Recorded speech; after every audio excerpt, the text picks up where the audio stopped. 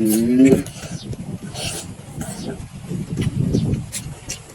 Ừ.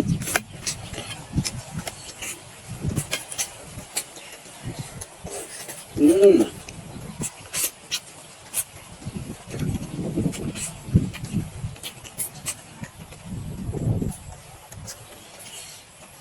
Tha em không? Ừ. Ừ.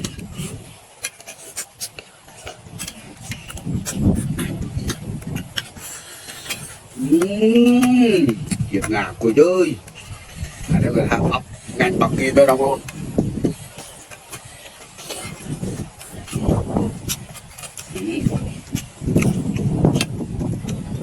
đây cũng mai bằng ôm mò hai cái này ba là cút mà muối bà còn đây cái này nó cứ tham biên mà hộp mây lại chụp lại cái hào thá chung tập thì vô chết bao con ơi bao rồi bùi bao đi bà ta dương đạo lục gì lục ta muối thân bà đi các bà rồi mò bà đi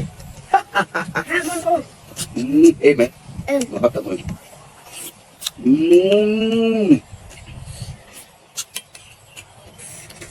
đi chơi mà ôi trời ủa chậm hả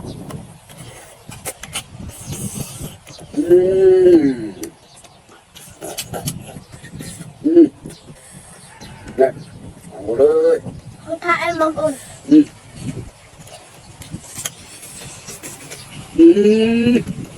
tôi phục việc rất đông thì cho thay bà con mình chứ mình kêu nó ngắt bên đàn chàng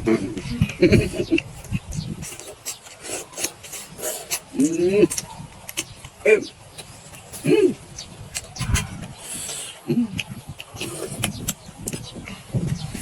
anh ấy như nhai trở nên đi dùng chị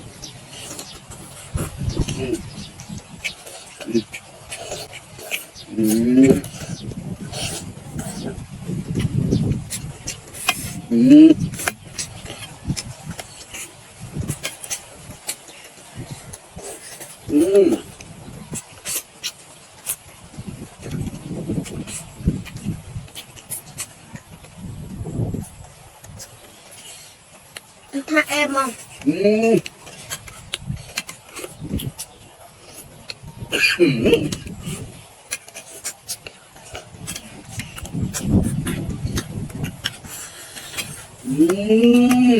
Việt Nam của chơi đây là hàng ốc ngành bằng kia tôi đâu không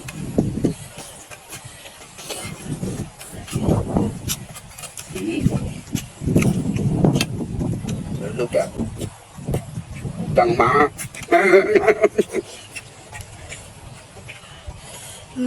dùng chơi bà ly tăng tăng bằng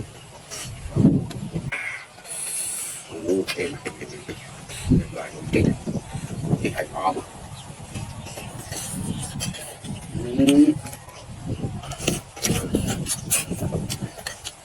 đấy, sao nào nó có đọc đầu tiên là ná mà cô chạy bà phai mấy à đã tìm một con ba nè ok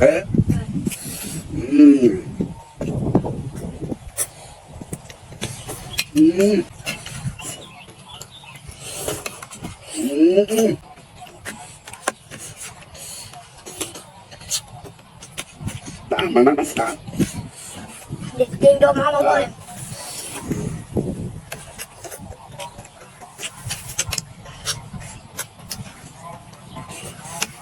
là họ ở đây tục ở trong thâu à trong nhóm ba đi đã được chạy đấy bye bye